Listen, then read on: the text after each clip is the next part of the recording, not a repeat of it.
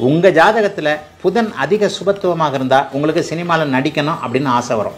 அந்த புதனே ஆட்சி பலத்தோடு ஸ்தான அந்த மாதிரியான அமைப்புல இருந்தா எழுதணும் இயக்கணும்னு இது வரும். ஆக எவர் ஒருவருடைய ஜாதகத்துல புதன் அதிக சுபத்துவமாக இருக்கிறாரோ அவருக்கு நடிப்பு எழுத்து போன்றவைகள் வரும், சக்சஸ் ஆக முடியும். தசாபுக்திகளின் அடிப்படையில் அதுவே உள்ள நுணுக்கமா போயிடுவேன். நீ நினைக்கிற மாதிரி ஒரே வார்த்தையில 12 கடகராசிக்காரர் சினிமாவில் வருவார், சிம்மராசிக்காரர் ஜெயிப்பார் அப்படிலாம் கிடையாதுங்க. ஜாதகத்தில் எவருக்கு புதன் சுபத்துவமாக இருக்கோ அவர் நல்லா வருவாருங்க. எல்லா ராசிக்காரர்களும் நடிகராக முடியும், எல்லா ராசிக்காரர்களும் இயக்குனராக முடியும். இந்த ராசிக்காரர்கள் தான் நடிப்பார்கள் அப்படின்றதெல்லாம் பொதுவான அமைப்புலாம் கிடையாது.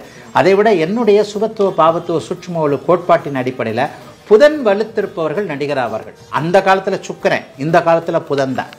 மேடை கூத்து, அந்த மேடை நாடகம் என்று சொல்லப்படக்கூடிய ஒரு இரவு முழுவதும் நடந்த அந்த அமைப்பு, பாட்டு ஆட்டம் இது போன்ற அமைப்புகளாக இருந்தபோது கலைக்கு காரணக்காரனாகிய சுக்கிரன் சினிமாவிற்கு அந்த கலைக்கு சொந்தக்காரனாக இருந்தார்.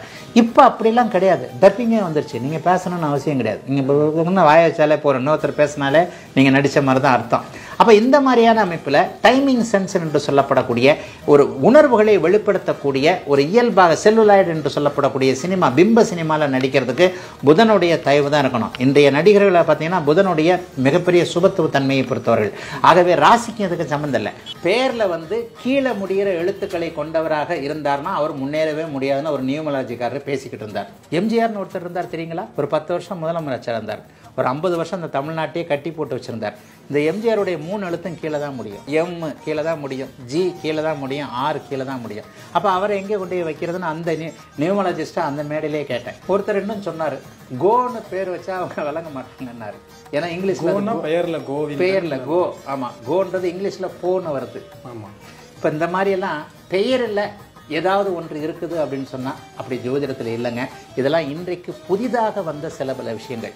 வேதிக் அஸ்ட்ராலஜின்னு சொல்லப்படக்கூடிய ஒரு 1000 ஆண்டு தாண்டிய இந்த ஒரு பாரம்பரிய ஜோதிடம் சொல்லப்படக்கூடிய ஜாதக அடிப்படையிலான அமைப்புகள் அந்த பெயரை பற்றினது இல்லவே இல்லைங்க.